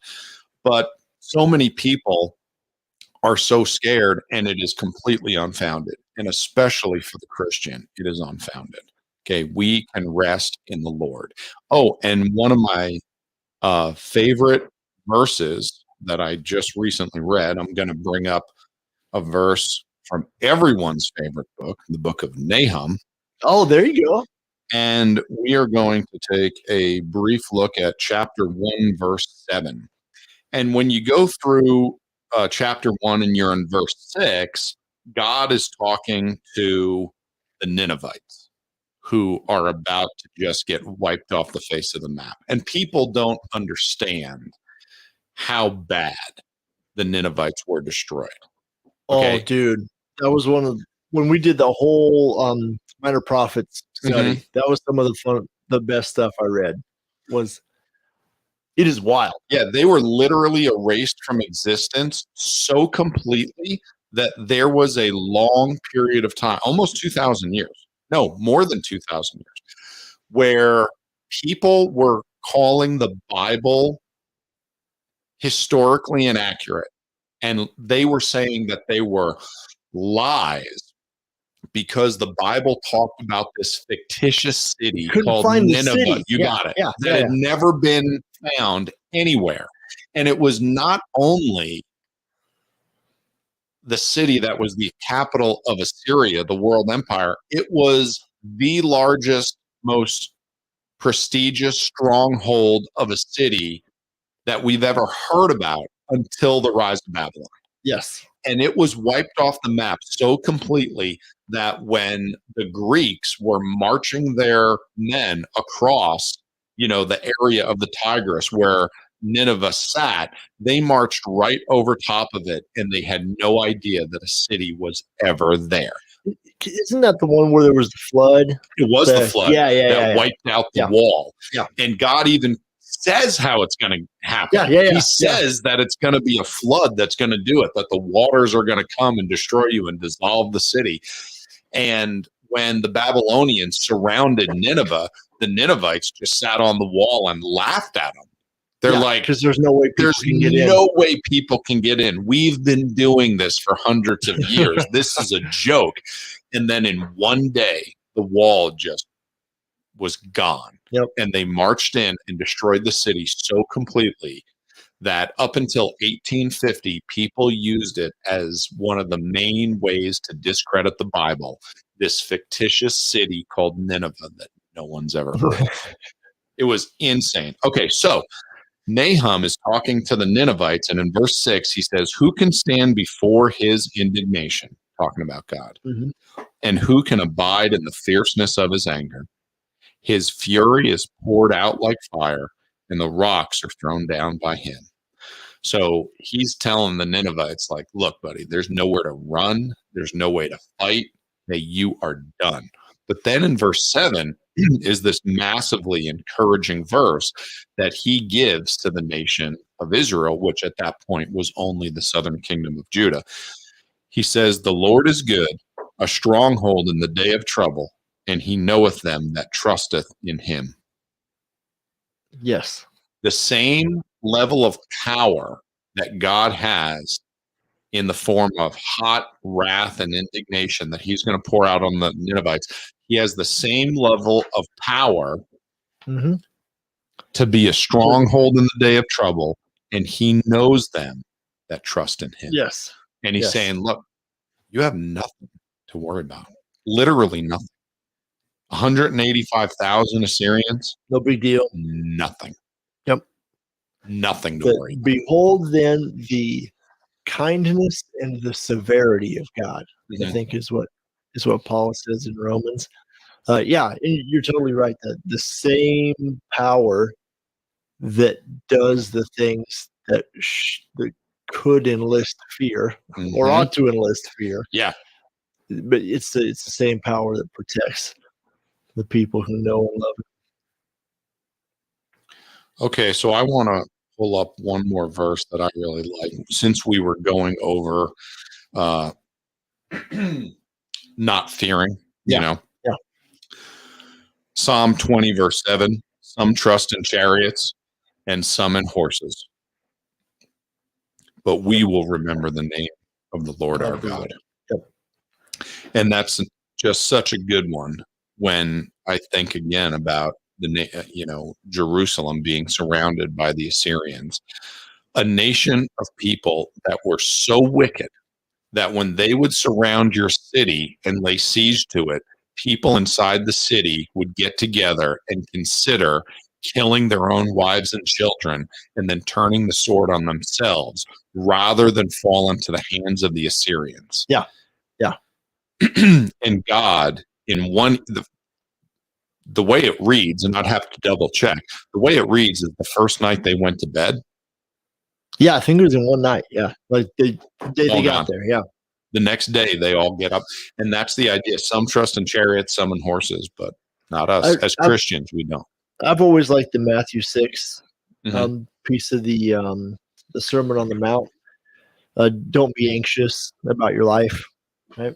What you'll eat, what you'll drink, what you'll wear, what you'll put on. And that even connects a little bit with the concept of nature or the environment, that the planet, that he takes care of all the sparrows. That's my favorite part at the end when he talks about a sparrow and he says, not one sparrow can fall to the ground without your Father's notice. Yeah. And you think to yourself, you know how worthless a sparrow is?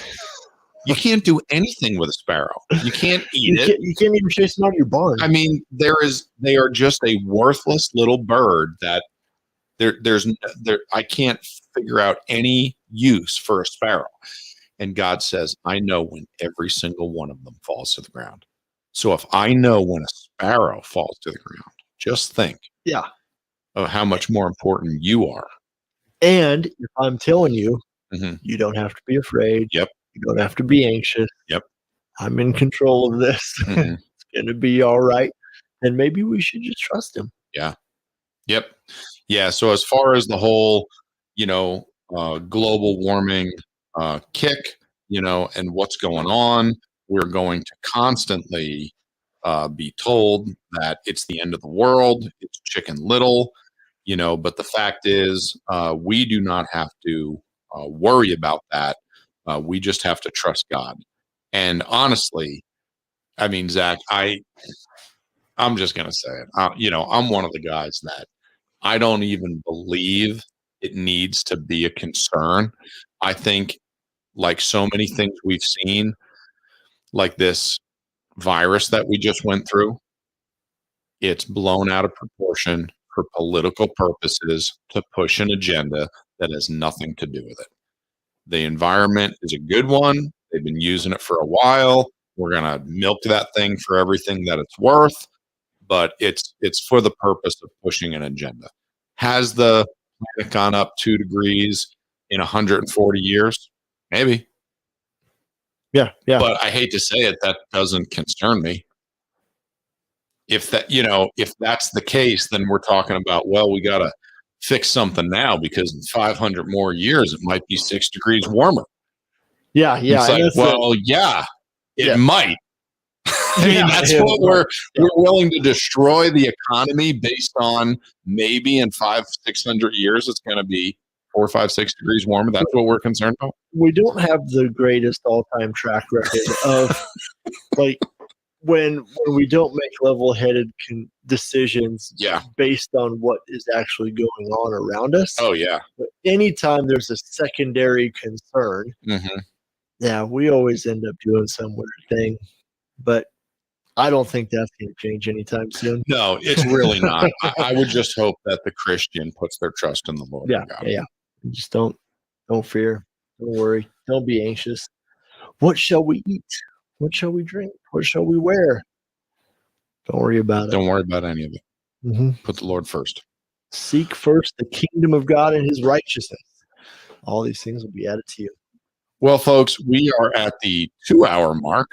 So with that, we are going to say thanks for joining us. Not that I expect anyone is still watching us. If you are listening to us on a podcast, please know that you can join us every Sunday night at 7 p.m. Mountain Time. 8 p.m. Central. And if you are following us on Facebook or our YouTube channel, you can just search Bible Thumper Podcast on either of those platforms. You can also find us on our podcast. If you would just scan the QR code that is up on the screen right now, you can find us on Google or Spotify or Apple. And please like and share those podcasts with your friends. We appreciate you folks listening to us. And we're just going to say, we'll see you next week.